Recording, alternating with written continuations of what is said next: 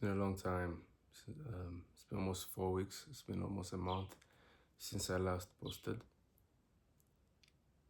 I'm glad I'm making it again. Let's just put it that way. I knew I wasn't, I knew I was gonna post again for sure, but I didn't know how and when. Because when you're on a roll, when you're posting once a week every day, you know, you don't, you know, you don't expect to stop. But I mean, after posting each week once for 6 consecutive weeks, and then all of a sudden stop for 3 weeks. It can you can start thinking about you know what you're doing, the reasons why you've started doing things, the reasons why you started this journey. Those kind of thoughts come in your mind. That's what happened to me recently. I mean, I was thinking about what to talk about. Like, I was struggling to find really what to say because I felt like, when you're about to start, you have all these things you want to say, you want to share with people. But then in the middle, you're like, okay, I feel like I've talked about everything I had to say, right? You kind of run out of ideas. That's what happened to me. At least that's what I thought was happening to me. But really, what I was really struggling with was because I really wanted to share something that is authentic to me first. It's authentic to me, then people can relate. And if it's not authentic to me, then I'm trying to get ideas from other people, or I'm trying to make content for the sake of making content, like most people do. For me, I was just listening to a video of someone. You probably don't know him. If you know him, that's good. His name is Iman Gaji. He had a video with someone called Simon Quib. You can check out the video on Simon's channel.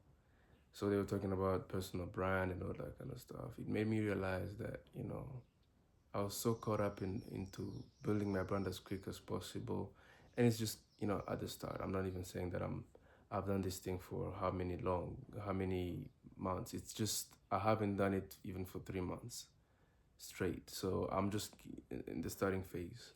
So I think I was so much focused into building the brand that I forgot what was the message that I wanted to deliver. And if you go to their channel, they don't talk about what you. I mean, they probably talk about it because I'm still watching the video. I'm still at the beginning, but it made me realize, to me, just something they probably will touch on later on. But it made me realize that sometimes you don't have to focus on the message, or no, you definitely have to focus on the message, but sometimes you don't have to focus on how people will perceive your message. Let that sink in for a second. You don't have to focus on how your message will be portrayed.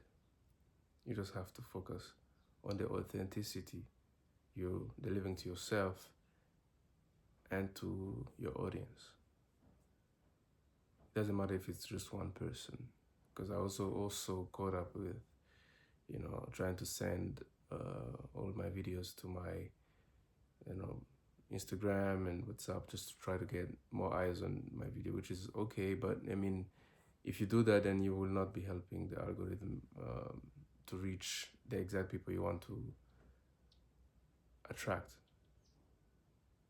So basically, what I'm saying is, if you want your message to reach the right people, you have to let the algorithm do it.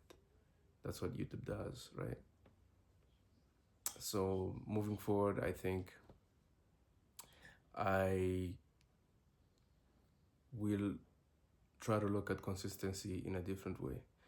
Consistency doesn't mean that you have to do it perfectly, like do it 1 week, once a week, or twice a week, or 1 week, however you do it. You don't have to do it like a formula.